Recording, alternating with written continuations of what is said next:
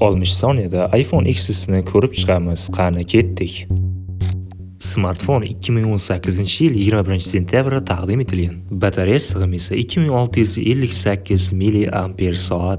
Doimiy xotirasi esa 64, 256 va nihoyat mana shu seriyaga kelibgina 512 GB qo'shilgan. Tezkor xotira esa 4 GB va ushbu qurilma A12 Bionic chipi bilan jihozlangan. Frontal kamera esa 7 megapiksel 1080-30 fps, asosiy kamera esa 12 megapiksel 4K 60 formatgacha video yoza oladi. PUBG Mobile'da esa istalgan sozlamalarda 60 fps tezlikni olasiz. 2026-yilda sotib olmoqchi bo'lsangiz, ushbu qurilmani bir qancha ijobiy va salbiy tomonlari bor.